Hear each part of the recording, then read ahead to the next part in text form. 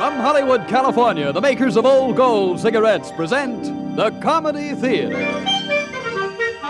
The only radio program that brings you every week the greatest stars in the greatest comedies. Tonight's play is the Universal picture Hired Wife, adapted from the original story by George Beck and starring Joan Bennett and Robert Page with Edmund McDonald. And here is the director of the Old Gold Comedy Theater, Mr. Harold Lloyd.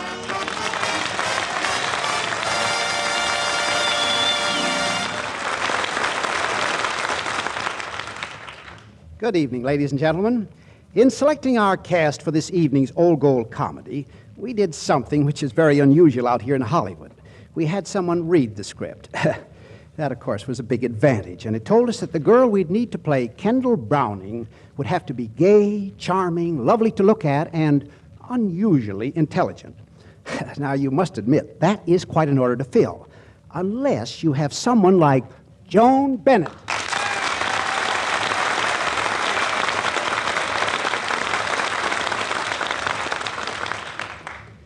The man who read the script further told us that Stephen Dexter had to be tall, masculine, executive, and that he must have universal appeal. So, since Hired Wife is a universal picture, and since Robert Page is a universal star, here he is, our own Stephen Dexter, Robert Page.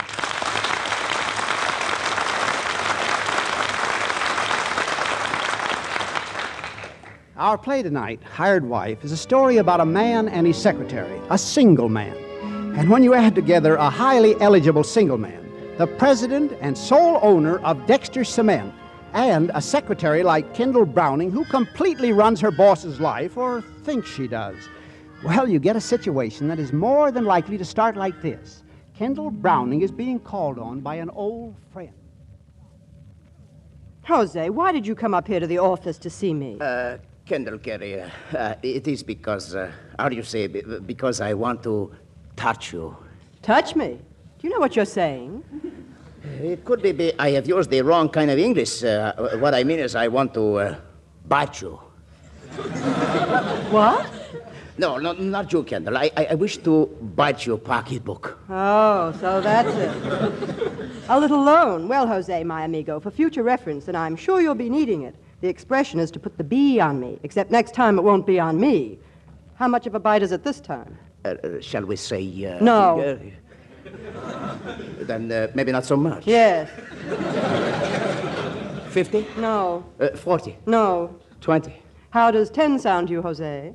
You offer me, Jose Antonio Francisco de Fragoso de Grandanda, 10 measly little dollars. I do. I'll take it. Here, Jose, and now why don't you settle your financial problems and run out and marry some nice horse-faced millionaires? Oh, I try. Believe me, I try, but every time I get ready to explode the question to ugly rich women, I get a cold in the feet. Yeah, I know. Money isn't everything. Si. Oh, amor. Tell me this, Kendall. You work for a very wealthy man, no? Yes. He is handsome, no? He is handsome, yes. He's got money, he's handsome. Why nothing happened? Oh, Stephen's no woman hater. He has a mad moment now and again, especially in the spring. You know how a man acts in the spring, Jose. Oh, si. In spring, young man's things turn to lightly love. Well, that's close enough. When he gets those attacks, they're sudden, violent, and serious, but they soon run their course and his temperature stays normal until the next time. That is not love. That's K fever. It's very much like it. He seems to catch it from blondes, and when he goes around humming, he's a sick man. I do not like him. How dare he hums to blondes when he can hum at you? Well, he did make a pass or two 4 years ago when I went to work for him, but I put him in his place. Yeah, good opening move. No, bad. He stayed there. But it's spring now, no? Maybe Dexter, he fall in love again. Maybe this time he hums at you. See? He's humming now. Well, I've got to go, Jose. That's Stephen. Hasta la vista, compadre. Drop in when you need another dime. Come in. Good morning, Stephen. I didn't see you come in. Naturally, I've been here since 8, trying to figure out our new advertising campaign. Because if we don't do something drastic, the Combine will have the Dexter Cement Company out of business. Well, how about finding a different angle on our advertising? That's just what I've been thinking. Come here. Look out this window. Out that window? Well, what are you going to do? Drop cement bags on their heads? No. Look again. Well, there's nothing there but a billboard, a picture of a car, and a girl. Exactly. What do you think of her? Nice line. Very. And an automatic rumble seat. I'm talking about the girl, not the car. That girl personifies everything our cement does. Grace, enduring, beauty, strength. Kendall, who is that girl? I don't know the name, but the face is on the canned tomatoes I use. Now, look, Kendall, I'm serious. I've got to find the girl who posed for that poster and use her face as the symbol and trademark of Dexter Cement. That's perfect casting. She looks like Gravel Gertie. Now, look, young lady, I want you to find that girl and arrange an appointment. I'll see her personally. All right, Stephen, but wouldn't it be easier and cheaper to pay her off right now?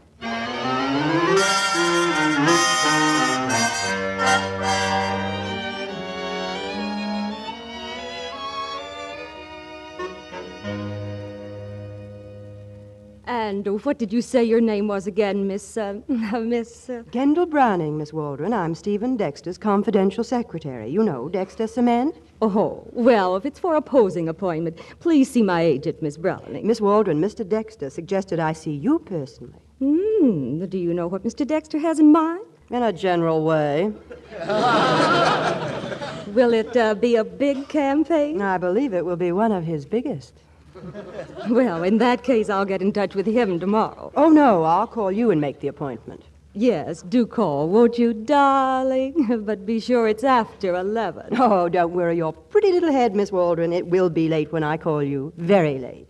Yes, now that you say so, Miss Browning, I'm sure you'll call late. Goodbye. Goodbye. It's been a pleasure.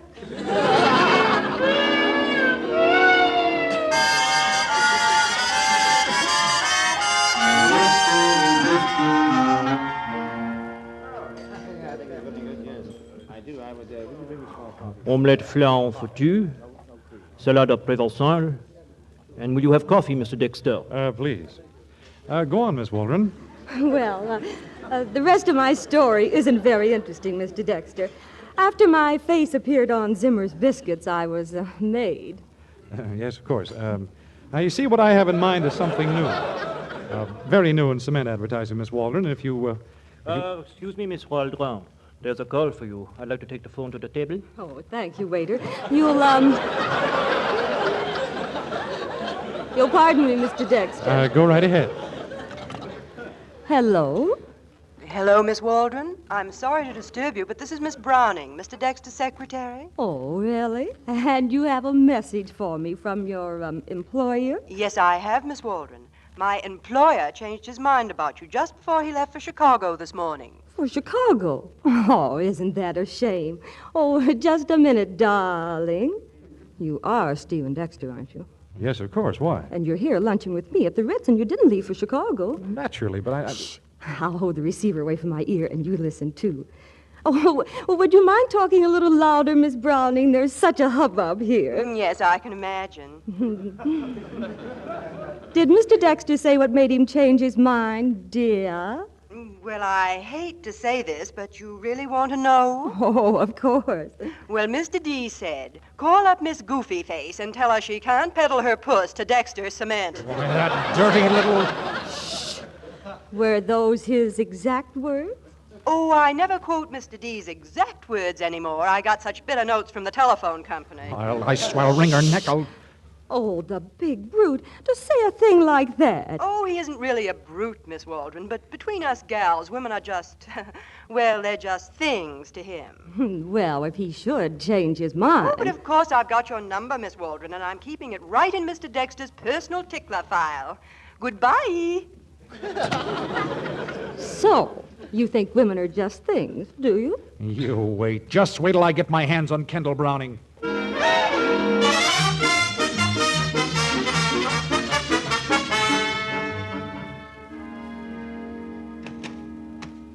Did you ring for me, Stephen? Yes, I did, Kendall. Did you get in touch with that model for me? Well, you told me to, didn't you? Never mind that. Answer the question. Well, this is going to be a blow to you, but she said, well, it all boiled down to no thanks.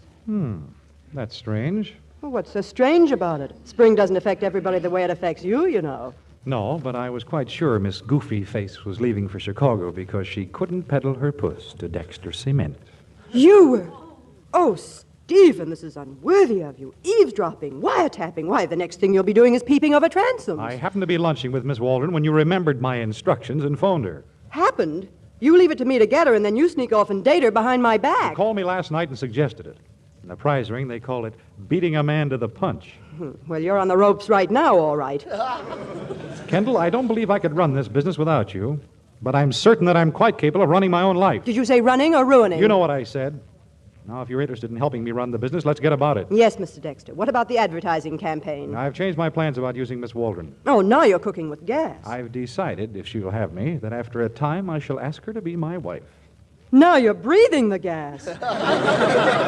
Oh, Stephen, don't you see that...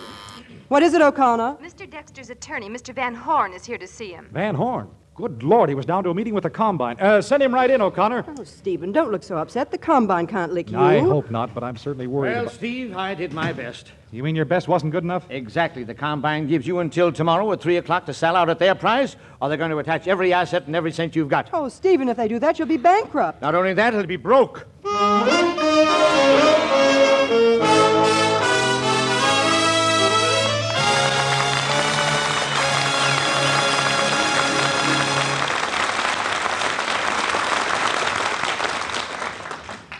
Now here's Bob Williams with something of interest to all cigarette smokers. Friends, the cellophane wrapper used all winter on old gold packages has been removed for the warm weather ahead. During this summer, and for the first time since the beginning of the war, old golds again have the special protection of aluminum foil, and that's important. For it means that Old Gold's unique blend of many great tobaccos, including its touch of rare, imported Latakia tobacco for extra flavor, is doubly protected. Protected by aluminum foil and by the special moisture-protecting agent we call apple honey. Made from the juice of fresh apples, it actually helps prevent cigarette dryness. Yes, the grand, fragrant aroma and swell taste of Old Gold have all this protection, so you'll have your full quota of smoking enjoyment. So keep asking for Old Gold. Enjoy this finer tasting cigarette.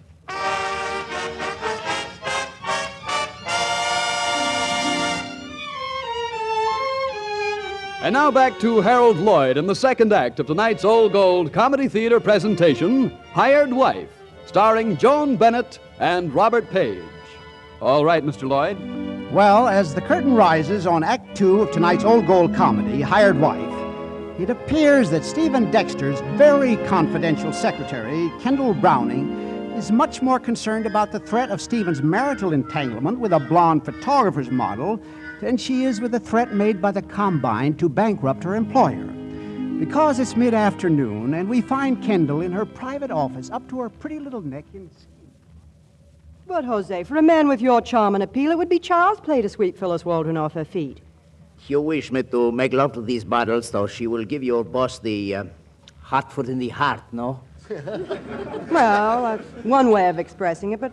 Oh, Jose, you will do it for me, won't you? All you have to do is make love to this Waldron dame long enough to convince her, Stephen, that she's a gold digger, not worthy of him.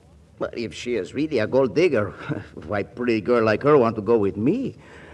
I'm broke flat. I'll give you the money. I'll pay all the bills to make a real impression on her. Why, in a week, she'll think you're the richest millionaire in all South America. You know, send her orchids, take her to the opera, talk about your yacht and your polo ponies. No, Kendall. As much as I love you, I'm afraid I cannot do these things for you. Because with a girl like that, well, I could never make it sound sincere. But she's charming. No, Kendall. She's clever and vivacious. No, Kendall. That's her picture on that billboard across the street. Yes, Kendall.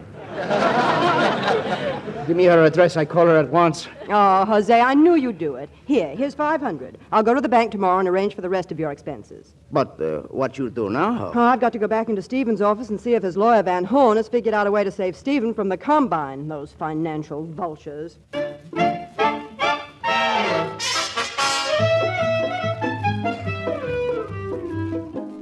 Van, for heaven's sake, don't sit there staring. If the Combine can steal everything Stephen has legally, then there must be another law someplace that will stop them legally. Yes, well, No, that won't work. You mean that they can attach every cent Stephen has to his name and you can't stop them? I'm afraid that's about the size of it. While the money's in Stephen's name, there is no law which will prohibit the combine from... Wait a minute. Wait a minute. What is it, Van? You got an idea? There's only one way to stop them. Well, let's get busy. If Stephen were married and had the money in his wife's name, then they couldn't touch it. Well, that's great. All we have to do then is put the money in... What? Oh, you're a great help. Stephen married, of all the ridiculous. Wait a minute. It's not ridiculous. I was going to propose to Phyllis Waldron in a few weeks anyhow. I love her, and I believe she's fond of me. Since we can beat the combine at their own game by marrying her now, well, that's merely killing two birds with one stone. You said it. One buzzard and one pigeon. Kendall. All right, but don't stand there. If you're going to propose to Waldron, go on. Get going. Van, don't I have to sign a lot of papers, transfer my holdings to the future Mrs. Waldron? Plenty. Besides that, you have to get to the bank and transfer your account. Fine. Well, Kendall, since this is a business deal and since you're my confidential secretary, I guess there's nothing to do under the circumstances but for you to call on Miss Waldron for me. You want me to go over and do your proposing? Oh, Stephen. Kendall, you'll have to. Steve has a week's work to do in 4 hours. But, Stephen, to a woman, a proposal is a sacred thing. Well, you're a woman, aren't you? Has that got around? Please, Kendall, I'm getting desperate. You can say that again. Steve, for goodness sakes, come on. The bank closes in 20 minutes. Well, Kendall, will you do it for me? Yes, boss, I'll do it for you, and likewise for me.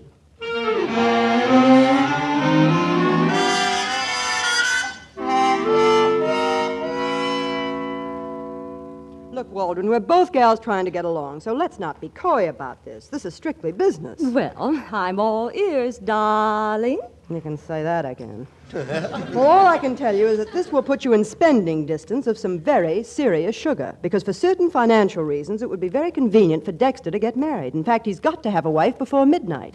Is that all? Isn't that enough? Oh, quite enough. What do you take me for, a sucker? You'd love it, wouldn't you, Browning, if you could go back to your boss and say, Steve, that Waldron number has a price tag. But I'm not that kind of a gal. Then you're refusing to marry him? Oh, not at all, but I'm not marrying Steve tonight. Well, Dexter told me to ask you. Oh, I'm sure he did, darling. But you just trot back and tell him we'll have to wait a while. Tell him we'll wait till my trousseau gets back from the laundry. Well, if that's the way it is, yes, I'll tell him all right. I'll tell him that even Miss Waldron's trousseau got stuck in the wringer.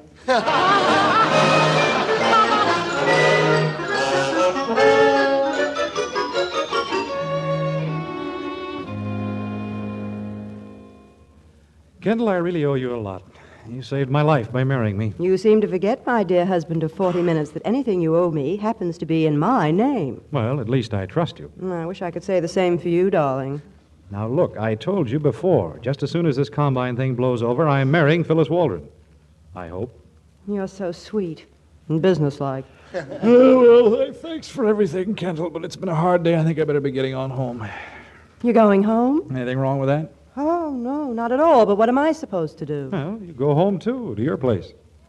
Good night, Stephen. Good night, Kendall. So you better wait around till Van Horn comes back. This last set of papers will need your signature. Don't worry, Stephen. I feel like an old-fashioned corset, dependable but uncomfortable.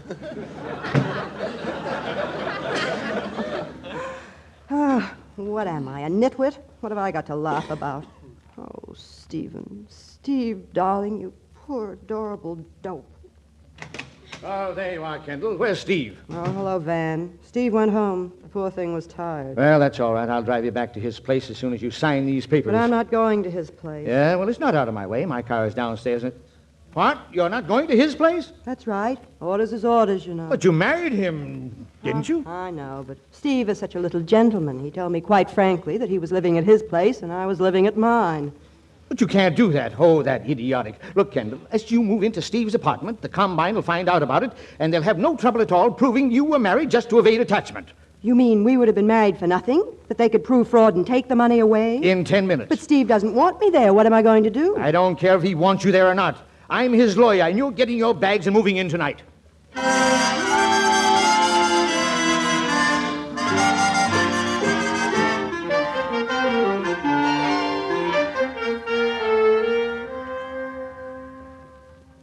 But, Phyllis, you've got to listen. I certainly don't have to listen. I read what I wanted to know. Every evening paper carried the story. Stephen Dexter wed secretary. I know that's true enough, but honest, darling, it was just business, that's all. Whose business? Yours or hers? Now, look, I came home the minute it was over just to be able to talk to you and explain that the whole thing was...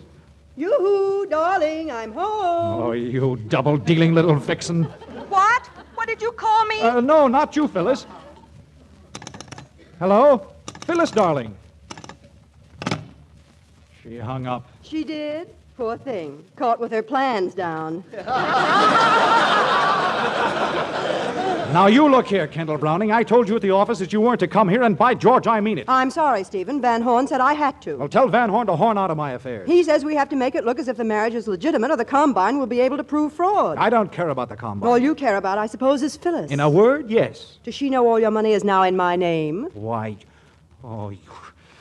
Kendall, I'm afraid I let you and Van Horn talk me into something. You mean you think I tricked you into marrying me? Well, not exactly, but you certainly... All right, Stephen. If that's the way you feel, let's call the whole thing off. Maybe now that you've talked to Miss Goofy Face, she understands and she'll marry you even if the Combine has all your money. That, Miss Browning, is the best idea you ever had. I think so, too. I'll see you at the office in the morning and get everything straightened out. Of course, our marriage being a business deal must be handled at the office, but don't be too sure of getting your blonde friend after you're rid of me. Oh, no? And may I ask why not? You most certainly may, but instead of asking me, why don't you ask her? You ask her who took her to dinner at 21 tonight. And if you're really curious, why not find out who this Jose is who's at her apartment right now? Good night, Stephen, and pleasant nightmares, you jerk.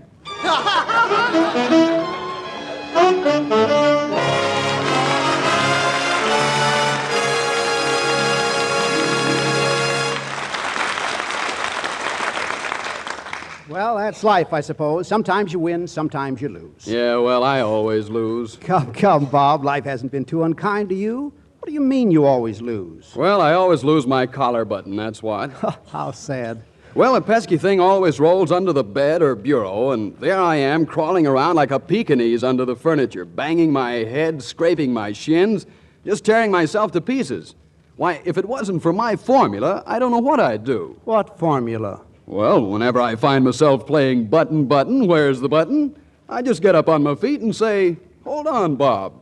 Why be irritated? Light an old gold. Yes, sir, smokers. You'll always find grand extra flavor in an old gold, plus special protection against cigarette dryness. Listen. Old Gold's blend of great tobaccos, including a touch of tasty Latakia tobacco, is conditioned with the special moisture-protecting agent we call apple honey. Made from the juice of fresh apples, it actually helps prevent cigarette dryness.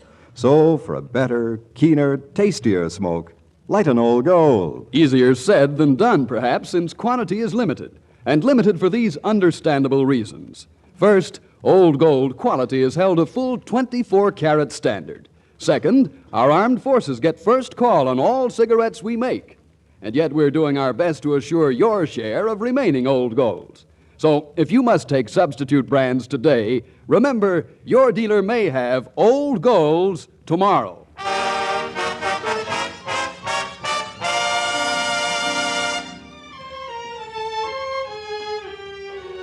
And now back to Harold Lloyd and the third act of tonight's Old Gold Comedy Theater presentation, Hired Wife, starring Joan Bennett and Robert Page. All right, Mr. Lloyd. And now let's find out how much more trouble Kendall Browning and Stephen Dexter can get into. As Act 3 of tonight's Old Gold comedy gets underway, it's the following morning. And although Stephen hasn't come in yet, Kendall is busily typing reams of papers so as to leave her affairs in good order when she walks out of the Dexter Cement offices this afternoon for the last time.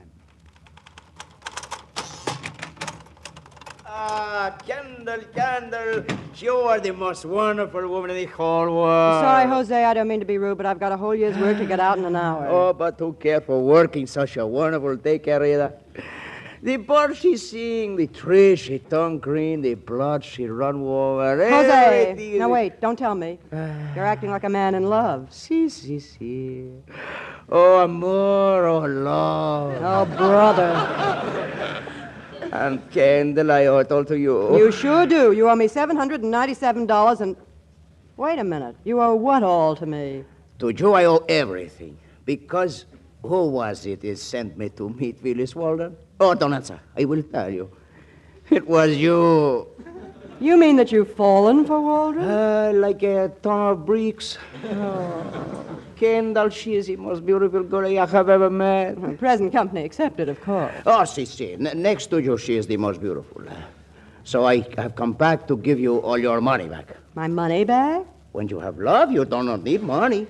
Jose, my amigo, you'd better keep $25 of it, because when that gal finds out you haven't got a nickel, someone's going to have to pay for your bandages, mercurochrome, and crutches. No, Kendall, you do not understand. You see, while I am here with you, Phyllis is with Dexter telling him that she do not wish to marry him some more. I bet. It is the truth. Stephen hasn't even come in yet this morning. Oh, I know. We've been waiting in the outside office until he come in. He's out there now with she. That I'll believe when I see it. Okay, you come and see it. There. But, Phyllis, you've only known this man 2 days. You can't know your own mind. I had to know him only 2 minutes, Steve, to know it's the real thing. But, darling, I have plans. My lawyer, the divorce. Kendall, what are you doing there? Eavesdropping? Hold everything, boss. Since this is still business, I think I can fix this whole thing up. Waldron, do you know Jose hasn't a nickel to his name? He's a society bum. Jose, is that the truth? Well... Tell her, Jose. The money you spent on her last night. Where'd you get that? Kendall, she give it to me. And why did I give it to you? You wish me to make love to Phyllis? Kendall, that was perfectly rotten of you. Was it? Well, wait till Goofy Puss makes her mind up. Well, darling, what about Jose now? Jose, is this true? You made love to me only because she paid you to? Oh, no, querida, no. I come to you because she sent me. But I made love to you because I loved you like I've never loved any other woman.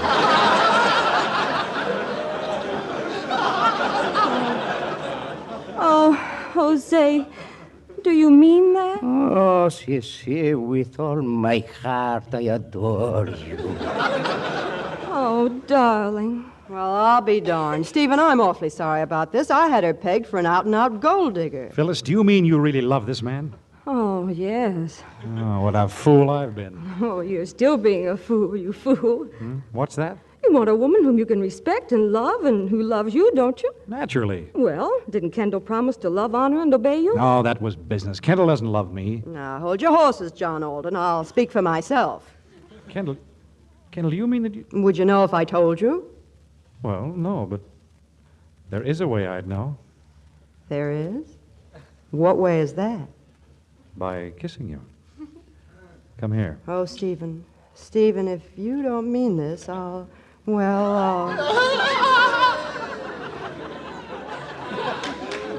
loves me.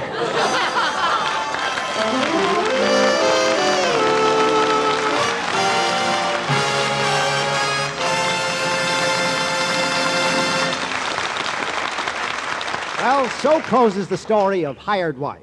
Right now, Joan Bennett and Robert Page, our thanks to you for a most entertaining half hour. I enjoyed it, Harold. It was a pleasure. Who's on the old gold roster next? We're very happy to welcome next week Maria Montez, Tom Drake, and Freddie Bartholomew in She Loves Me Not. I'll be listening. So will I, Harold. Good night, folks. Until next Sunday. See you then.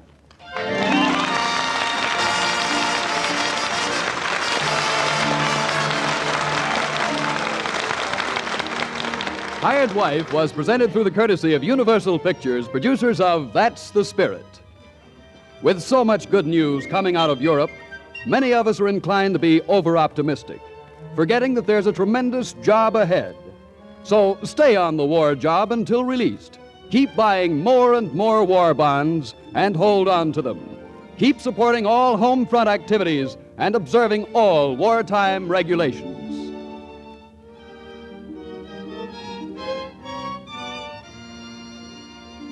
And now, until next Sunday evening, don't let little annoyances get you down.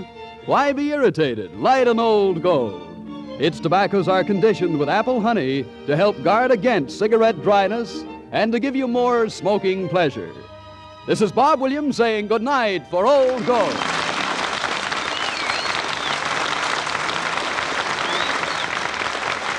This is the National Broadcasting Company.